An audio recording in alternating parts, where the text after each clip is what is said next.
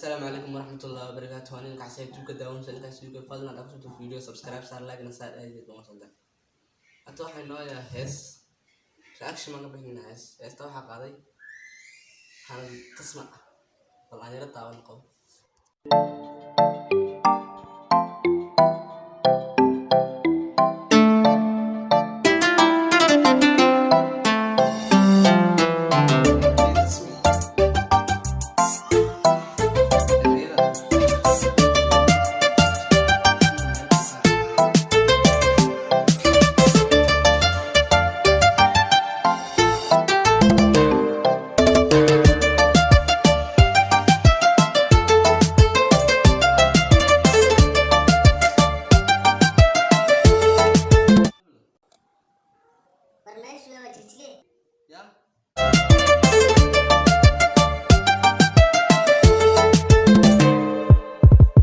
intaan is aragnay waabil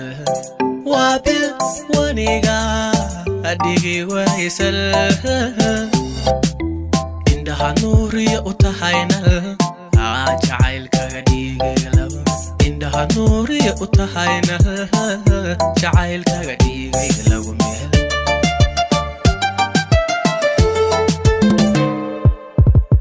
intaan is aragnay waabil waniga adhigi waysal أنا صار النابل ما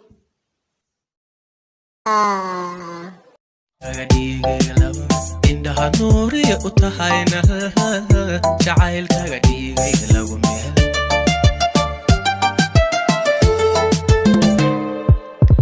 intaan is aragnay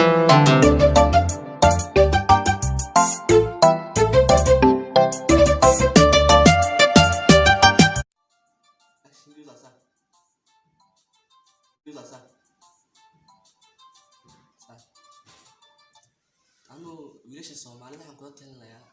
صبران من سوق الستيلر من هذا ستيلر ران قادنا سلام ما تقني سلا يا والله سلام وتين أنت لو قلت المعموم مردسة iyo faryarada oo la taago iyo saddexda farood ee kale oo la laabo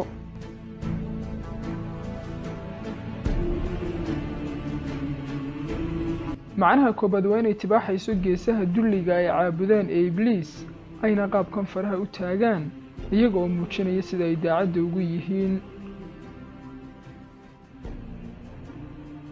macnaha labaadna waxa uu dhigayaa inay tahay heshiiska ka dhexeeya labada nacdalan ee ibliis iyo dajaal kuwa iyaga caabudaana ay muujinayaan inaanay gaashaanbuurtii ka bixin ee ay weli jirto oo joogto waana aragtida dhabta ah ee la hubo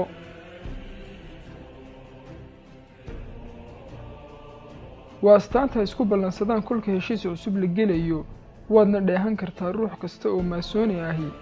isaga oo samaynaya astaantan maadaama ay muqadas u tahay diintooda haddaba qodobkaaynu tibaaxnay ee ah waxay astaantan muujiyeen marka ay ballan gelayaan iyaga oo tibaaxaya inaanay ballankii ka bixin bal aynu ka eegno dhanka qur-aankeenna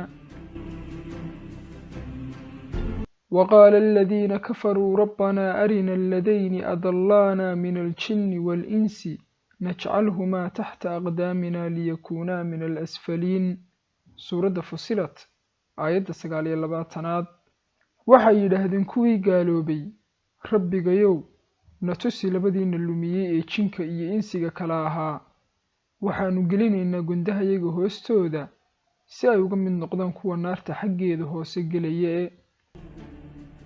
mufasiriintu markii ay aayadan qaada dhigeen aragtiyihii laga soo arooriyey waxay dhigeen horta ka jinka ahi inay hubaal tahay inuu yahay ibliis balse waxaa la isku qabtay ka insiga aqoon-yahanada islaamka qaarkood waxay soo jeediyeen inuu yahay qaabiil oo maadaama uu walaalkii dilay oo uu aadamaha u jideeyey dilka uu isagu ka mid yahay kuwa aadamaha lumiyey balse aragtidaasi way socon weyday ay sababtu tahay qaabiil uu ka murugooday falkii uu sameeyey waana kii walaalkii muddada sitay ee aakhirkii aasay dembiga uu galayna isagu dil uunbuu ku koobnaa oo naf buu gooyey qur-aankuna waxa uu si cad inoogu tibaaxayaa walfitnatu ashaddu min alqatli oo macnaheedu yahay in fitnada iyo ibtiladu ay ka daran tahay dilka halkaa waxaa inooga cad ka wax dilay inuu hal dembi leeyahay laakiin ka wax fitneeyey inuu dembiyo badan leeyahay oo cid kasta uu fitneeyey ama ibtileeyey dembiga ay gasho uu isaguna xambaaranayo. taasina waxa ay xoojinaysaa oo qaalib ka dhigaysaa aragtida labaad ee aqoon-yahanada islaamku soo jeediyeen ee tibaaxaysa in kainsigaahi uu yahay dajaal cawar. astaantanina isla qodobkaas ayuunbay tibaaxaysaa oo macnaheeda oo koobani waxa uu dhigayaa labadayeedii ilaah ee ibliis iyo dajaalow kamaanan bixin arrinkii,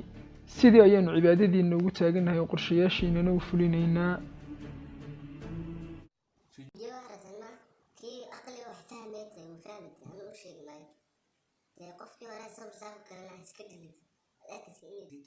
ويا حنان iyo xil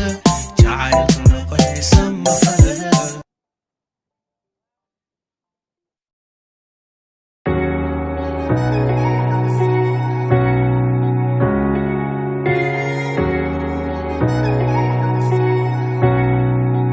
I swear it's like I let her see you cry.